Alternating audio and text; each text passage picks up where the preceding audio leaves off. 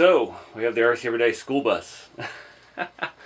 Oh, it never occurred to me that that would look like a school bus, but it is what it is. I think once we weather it, it's going to darken up a bit and not look so much school bus yellow, because that color is called Harvest Peach, Rust-Oleum American Accents.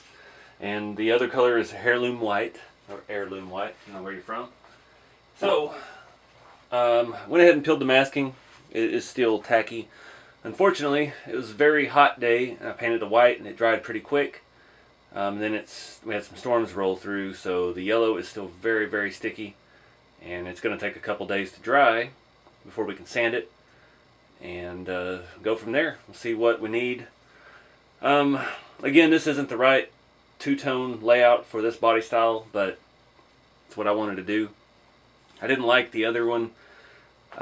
One, because it's just a hard line along those pillars, your A-pillar and everything, where it goes white from the top up. I don't like that. This has that overhang on the roof. It's the perfect place to break the paint. There's only a couple spots on the back corners where you have to actually have a hard line in it. And two, the white was supposed to be from here down on the bottom and cut the wheel arches, and that's just a missed opportunity, because this body is 3D print. It's not the best detail. The main thing that bothers me about it is the grill. These had a very pointed nose, and you can see this grill is flat as a board, and it's supposed to actually V out towards the nose, and they didn't capture that very well in the 3D file. And this grill is going to be a nightmare to try to paint. This looks like I found some pictures. 69 Suburban had a grill like this. Some of the 71s did. It's very hard to find accurate pictures on Google anymore. So, I don't know what year it is actually, but it's just going to be custom, but not custom, because it's patina and it's going to be original. So we're just going to play pretend and roll with it. Still looks good. I got to figure out a tire and wheel for this if we use this chassis. Right now I'm just doing the body just because I've been wanting to. It's been a primer forever, and yeah, I need to do some patina or something to have some fun, get some rust back in my life. So, not sure. These are, where are these? Where's my tape measure? These wheels on here, I think they're pretty close to a 2.2. So, I've got some nice vintage 2.2s, those Vanquish. I don't know how the offset's going to play on this. This is a very narrow body, and this chassis fits it perfectly as it is. So I don't know if there's going to be a wheel that's going to work. Those Vanquish ones, they do have the interchangeable hubs on them. I have some zeros. I have some +6s. So we're just going to have to see. Let me mock that up real quick, see what we get. Alright, that looks pretty damn good, but they are a little bit wider. Those are the zero offset hubs. These are like a +6 or something on the others. I have another set, but we might go with the lighter colored wheels as well. I have these Vanquish 2.2s with the silver. I have them up there on the C10 that I haven't ever built. It will not tuck down. It will not tuck. I still have the Tesla tire and wheel on the other side, so they are a fair bit wider, but these have a standard 12mm hex. And somewhere in a box I have the old RC 4-wheel drive narrow. Nope, not those. I have some narrow 12mm hexes. The Trail Finder 2s or Trail Finder 1s even. Something back in the day RC 4 Drive made came with those. It'll buy us 2 or 3 more millimeter of tuck, and the chassis will clear it. The steering and everything in the front will clear with that big wheel.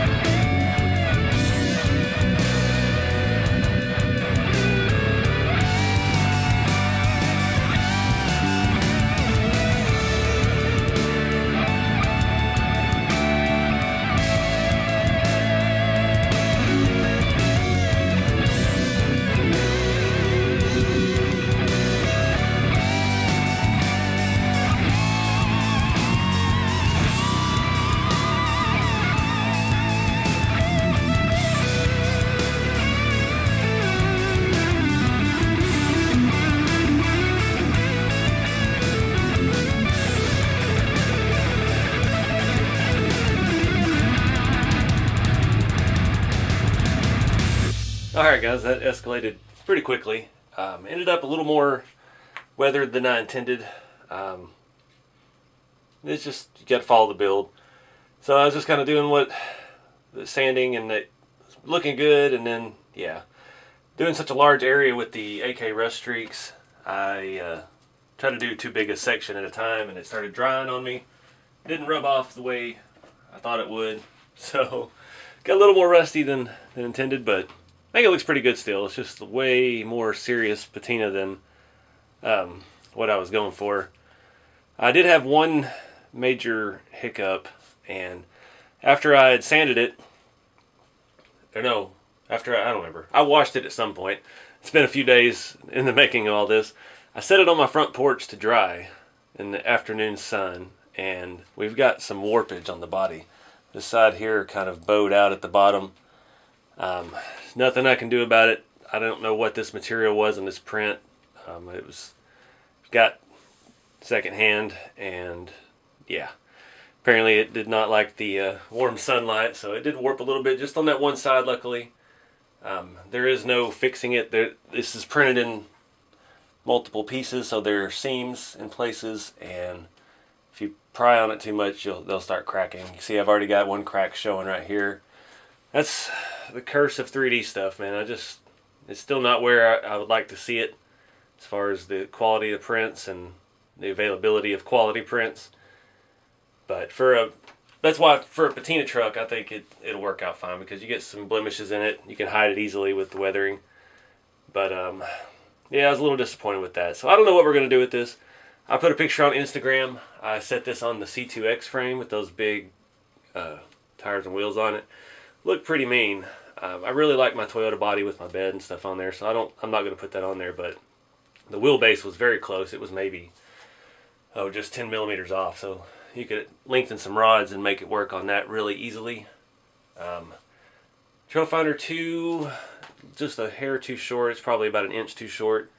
Trail Finder 2 long wheelbase, I'm not for sure. Let me grab one of those. So I got a bunch of comments saying the TF2 long wheelbase would work. It's still, just about 3/4 of an inch too short. And the main issue with that is it's all leaf sprung, so it's not easily lengthened or shortened like a linked vehicle would be. It would be quite a lot of work to move leaf spring mounts and everything. So don't think that's a winner. So I really wanted to mock it up with those wheels and tires. I'm going to have to do some more searching on that. Those Vanquish 2.2s, even with the 0 mil hubs, are just too wide. I can get one side in with these Tesla tires on the other side, but and I don't have any more of the narrow hexes, but that's still not going to be enough for us to be able to even consider turning at any kind of lowered stance. So I don't know. I got to do some looking at some other adjustable offset wheels. I know they make a lot of 2.2 drift wheels now, so maybe that'd be something we could look into if they have any that are multi-piece. If you know of any of those, comment links below. Take a look at them. But this side looks fine. No warpage or anything with it. This is the single door side. Remember these Suburbans, they only had 3 doors. It's kind of odd, but that's how they did it. But anyways, I haven't done anything with the grill, haven't done anything with the hood. The hood has not had any body work on it. This had already been sanded pretty extensively. So the hood's going to take some work to fit it. It's sticking up a little bit on the other side. And the joys of 3D printed stuff. But yeah, I don't know. I don't have a clue what I'm doing with this. I still am on the fence about the Tesla truck and the frame. I may just touch up the paint on the Tesla truck and sell it.